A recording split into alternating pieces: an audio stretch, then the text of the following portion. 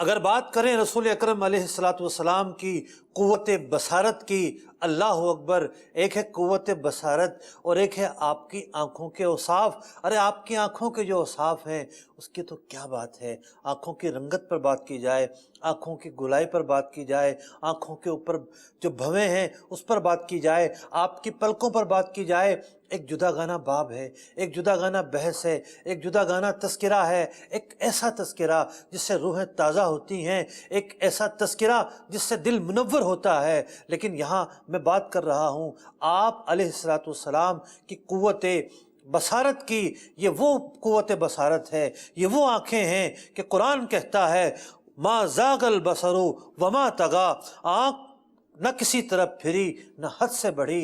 ان کی آنکھوں کا تذکرہ تو قرآن کرتا ہے، ان کی آنکھوں کے جو اوصاف ہیں یہ تو قرآن بیان کرتا ہے۔ ان آنکھوں کی بصارت کی جو قوت تھی، اس قوت کا کیا عالم ہے۔ رسول اکرم صلی اللہ علیہ وسلم نے ارشاد فرمایا انی ارا ما لا ترون، میں وہ دیکھتا ہوں جو تم نہیں دیکھ سکتے، وَأَسْمَعُ مَا لَا تَسْمَعُونَ، میں وہ سنتا ہوں جو تم نہیں سن سکتے۔ ایک حدیث میں فرمایا گیا ان اللہ زوال الارض، اللہ تعالیٰ نے زمین میرے لیے سمیٹ دی۔ زمین کے جو غیابات ہیں، زمین کے جو چھپی ہوئی چیزیں ہیں، یہ رسول اکرم علیہ الصلوۃ والسلام کے لیے کیسے چھپی رہ سکتی ہیں؟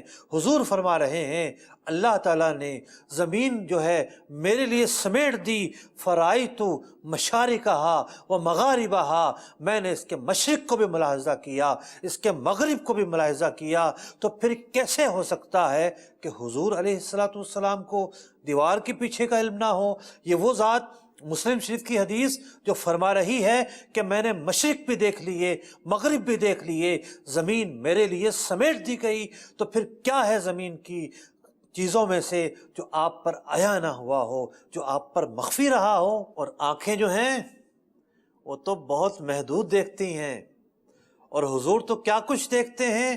بخاری شریف کی حدیث میں سنیے، حضور علیہ الصلوۃ والسلام نے ارشاد فرمایا هل ترون قبلتی ہاہنا، میں جب نماز میں کھڑا ہوتا ہوں تم کیا سمجھتے ہو قبلہ اس طرف ہے؟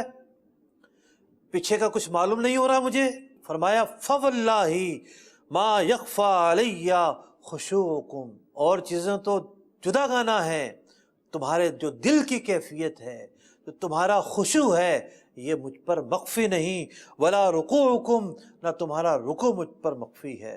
اور ارشاد فرمایا انی لا اراکم من وراء ظہری، کہ میں اپنی پیٹھ کے پیچھے سے بھی تمہیں دیکھ رہا ہوتا ہوں۔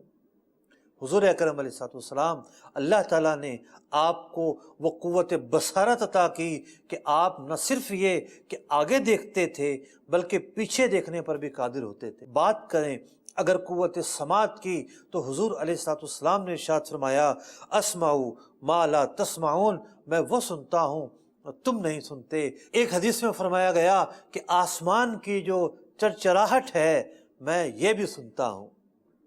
اور ایک اور حدیث میں آتا ہے، بخاری شریف کی حدیث ہے، حضور علیہ الصلوۃ والسلام کا گزر کسی قبر کے پاس سے ہوا، اور افراد بھی ہیں، اصحاب بھی ہیں، آواز کسی نے نہیں سنی کہ راوی کہتے ہیں کہ فسمع صوت انسانین، کہ آپ نے دو انسانوں کی آواز سنی، یعذبان، جنہیں عذاب دیا جا رہا تھا، اور انہیں عذاب کس وجہ سے تھا؟ ایک کو اس وجہ سے کہ پیشاب کی چھینٹوں سے نہیں بچتا تھا، اور دوسرے کو اس وجہ سے کہ وہ غیبت کیا کرتا تھا۔ زمین کے اندر دفن ایک شخص پر اگر عذاب ہو رہا ہو اور وہ زمین میں رہ کر چیخ رہا ہو، حضور علیہ الصلوۃ والسلام اس کی آواز کو بھی سماعت فرماتے ہیں۔